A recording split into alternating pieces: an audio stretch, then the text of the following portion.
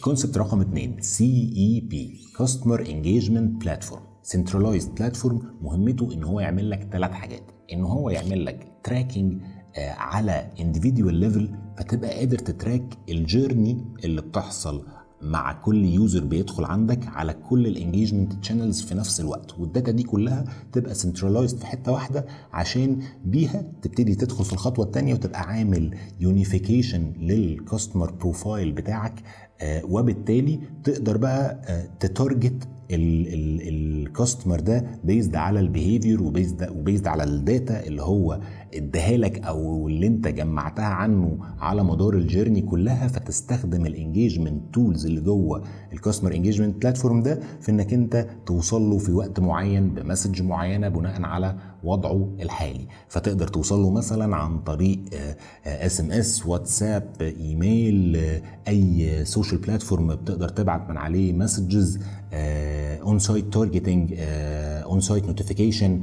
اون اب نوتيفيكيشن. كل دول بيبقوا جاهزين ان هم يكونوا جيرني بناء على التاريخ او التايم لاين بتاع شخص دخل عندك على الويب سايت، وبالتالي تقدر تقدم بيرسوناليزد اكسبيرينس محترمه. ودي برضو تكنولوجي غاليه، الرخيص منها ما بيبقاش مظبوط، فلازم تنفست فيها، لازم تبقى عامل حسابك انك هتنفست فيها، وان اللي انت بتنفسته ده كده يعتبر بديل انك تبقى ماشي زي ما الكتاب بيقول، فيبقى عندك CDP وجنبيه بقى كاستمر انجيجمنت بلاتفورم بياخد منه الداتا، مش جايب CEP ومعتبره ان هو CDP بتاعك فمجمع فيه وعامل فيه بروفايلنج.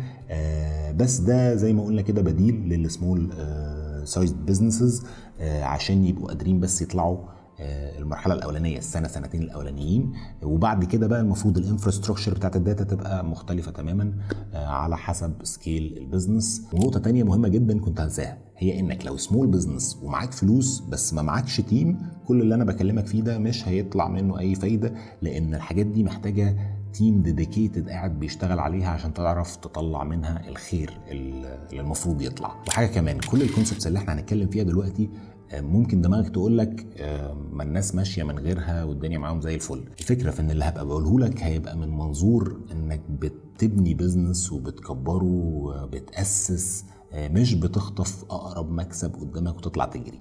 فلو الطريق ده مش هيبقى مناسب للطريقه اللي بتفكر بيها، كل الفيديوهات اللي جايه وكل الكونسبتس اللي جايه يعني هتبقى مش مفيده بالنسبه لك.